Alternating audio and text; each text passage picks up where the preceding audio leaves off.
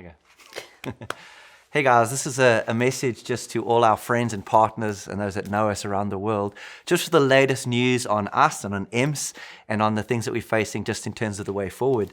So, as many of you know, MC was born with spinal bifida, which means the nerves in her spine were actually on the outside of her spine. And in those days, with medical technology as it was, the doctors basically said she should have not made birth. She should have died at birth. But miraculously, God had mercy, and she was born, but with a lot of medical complications.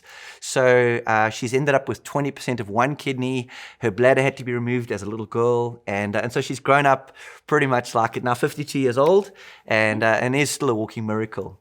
But around must have been around just about a year and a half ago, the doctor started noticing that her kidneys were starting to fail, and we were quite excited because we'd always been told we could never have a transplant, which was not a great thing to hear. We were not excited. Yeah, we weren't excited about that, but we were excited that the doctor said that medical technology has advanced to the point that they felt confident that MC could actually have a transplant, which would have been a game changer for us, or it would be a game changer for us, because we wanted to get into the churches, we wanted to have the strength to get out there, and right now we really have been walking with a limp for many, many years.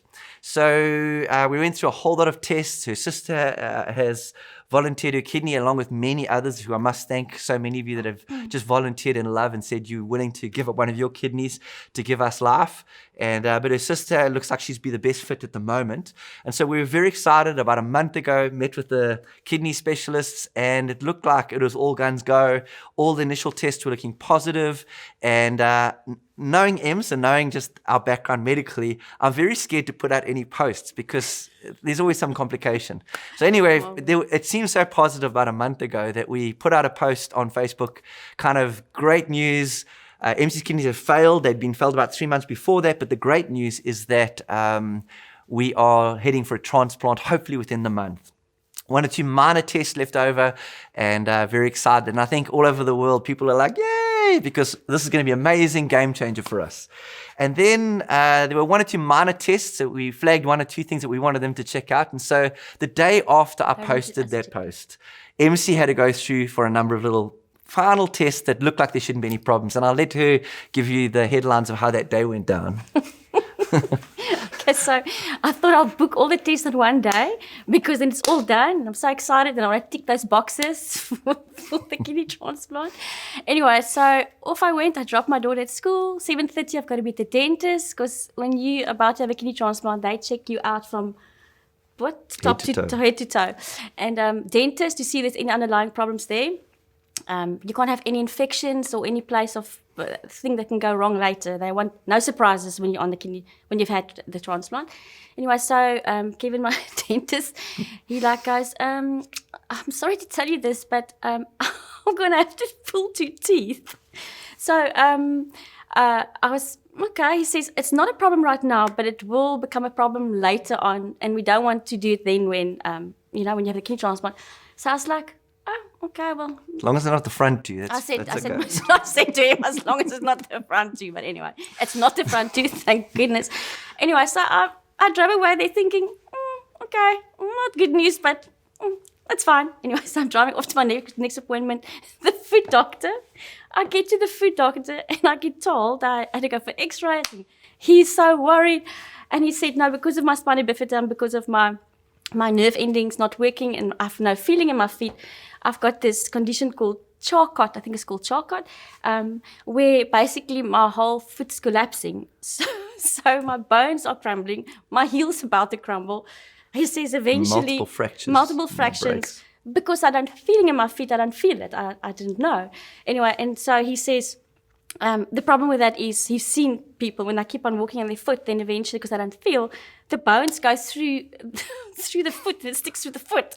And then, yeah. And I was sitting listening to this. That ends up in amputation and normally, so that wasn't really great news. So he was very like, so now it gave me a moon boot and everything, and I've got to see him again. And anyway, so I'm thinking, driving to my next appointment, not too bad. It's not what I was hoping, but anyway. Get to my next appointment, and it's an oncologist because they weren't very happy with my mammogram, and basically got cancer in one of my breasts. And so I sit there, and that night I'm like, Mom, I'm driving home. I come home, I said to Andrew, babes, it's not that good news. So Anyway. needless to say, it was suddenly, okay, breast cancer, what does that mean? Which means that she has to have a mastectomy as well. And so it was a bit of a shock kind of seeing her excited at the beginning of the day, at the end of the day, just getting these bombs dropped on us. And so the big question I suppose we ask, or people ask us, is how are we coping with this? How are we processing this? And actually, I think we're processing it really well. I think for years, I think the Lord has worked in us. We've often said he kills us on the job. And I think there's been a sense that we know that we're living every day by the grace of God. And our life's purpose is really to glorify him. And we're his servants. So however he works us out is how he works us out. And we'll serve him as hard as we can with whatever we get. I think the concern for us were really more than anything, and probably the biggest underlying was the thought of, if we can't get a transplant, because this could put out the whole transplant, that has massive ramifications in terms of ministry, in terms of what we could do, in terms of helping the churches and the nations. And so that was kind of something we had to kind of process, but we've actually great. And I mean, maybe you want to hear how you're doing through all of this. So I honestly, I feel the nearness of the Lord. I feel it so, and I've got this joy. I'm not looking forward to the op. I don't feel like the pain. I don't feel like the op. I don't feel like the long recovery. They say it's quite a long recovery.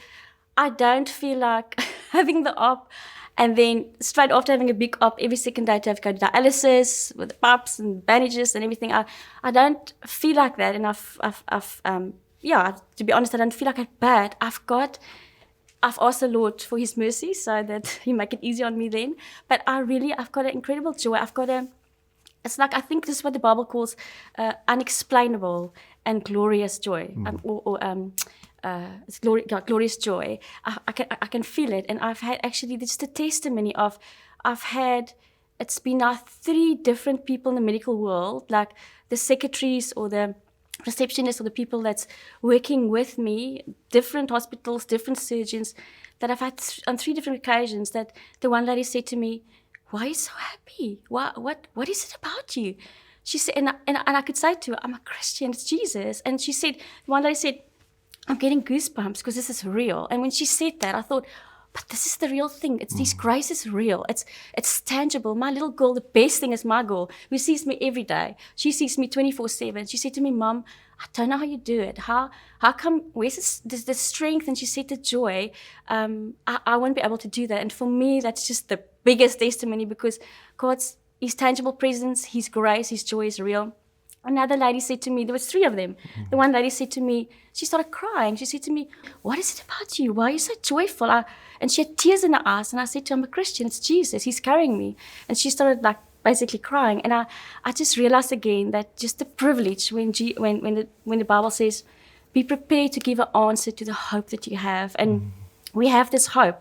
And this hope is beyond a mastectomy. This hope is beyond kidneys failing. This hope is inside of us, and it's an eternal hope. And I think it's a supernatural hope that's carrying me. So yes, I'm not looking forward to what I have to go through, but I will do it because I feel the nearness of the Lord, and I've got a joy.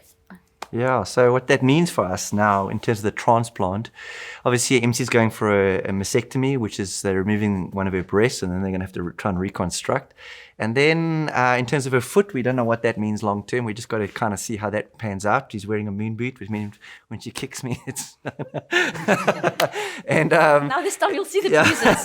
Now you'll see the bruises. And then what that means in terms of the actual transplant, it looks at the moment like if they think they got the cancer really early, which is probably the one blessing out of all the tests they've done. Incredible. So if it's early enough and they manage to get it all out, then we can probably move forward with a transplant, which we're really hoping for. So if there's anything we could ask for in prayer, it'd be that we really ask that, that you would stand with us and trust that we're able to move forward with the transplant, because really at the end of the day, every week, MC's got to sit on that machine, three times a week for about 4 or 5 hours. She's on that machine, and it's great that it's given her life, but it's really quite debilitating in terms of our ability to just run for Jesus and just live life. So that'll be great if we get that. But however this works out, honestly, I think we do have a joy. We love the Lord. We know He loves us. We love you guys, and it's just a privilege to be alive and to serve Him.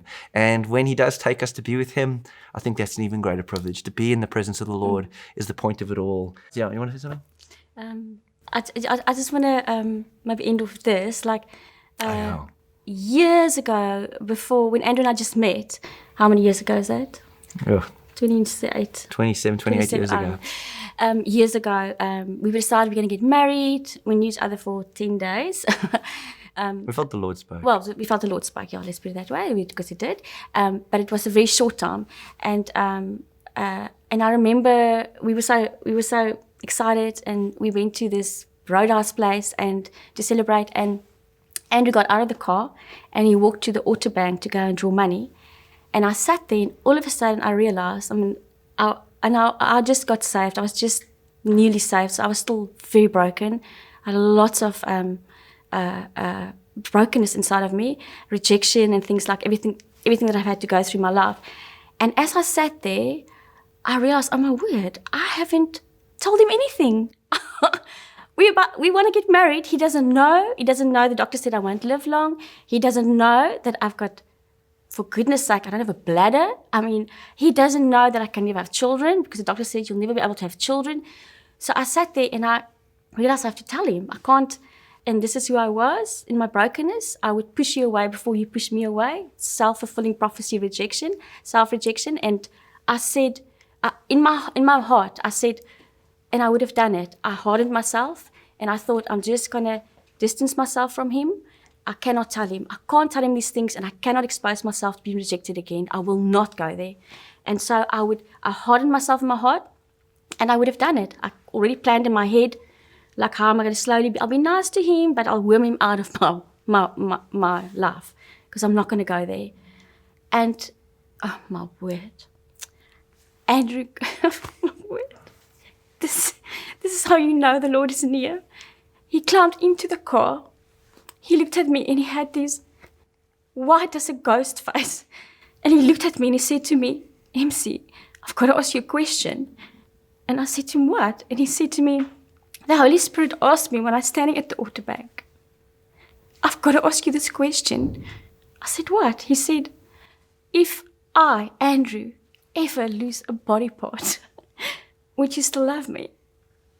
And I sat there and I looked at him and I knew exactly what was happening. The Lord was saving me from self-destructing, because I would have just hardened myself. And probably today I wouldn't have been married, because I would have just run because of rejection issues. And the Lord says, when you're weak and you can't, He'll make a way out for you. And He made a way out for me that day. And I just looked at him and I said, yes, I will. And then I said to him, and you? So the Lord just gave me red carpet treatment to be able to ask Him in such a way that it's not threatening to me. How kind is Jesus? And I said to him, and you?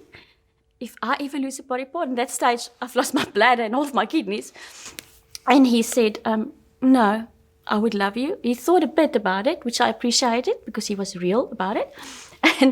And he said, no, I would. And he just looked at me again and he says, sure, I was supposed to answer that, eh? And I couldn't even look him in the face. I was so embarrassed. And he says, you can tell me when you're ready. And just the kindness of God, because looking back now, I thought it was just for the blood and the kidneys. The Lord is preparing us. He's preparing us for the future. That's what I'm saying. The Lord is more, because it was the big toe after that, which is all part of Spina Bifida. Spina Bifida, I don't know if you know Spina Bifida, people, they don't live long. I'm still living. I'm 52 years old. Many body parts missing. It's just, I am so blessed. And little did I know, actually, the Lord was talking about a toe still to come and mastectomy. So I just feel the Lord in me with it, and I'm grateful. Yeah. What would we do without Him? So, yep, that's where we're at. God is good. We love Him, and we know you guys too. So, latest news. Thank you for all the prayers and the kindness and just the messages, and it's been incredible. I feel so loved. We feel loved. And I think probably the one lesson for me has been just how finite our life is, that it runs out so quickly.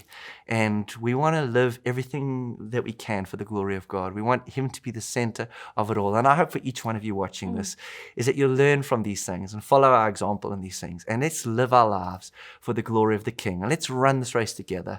And as hard as we can, that we would see Jesus' name glorified in the nations of the world. So bless you guys.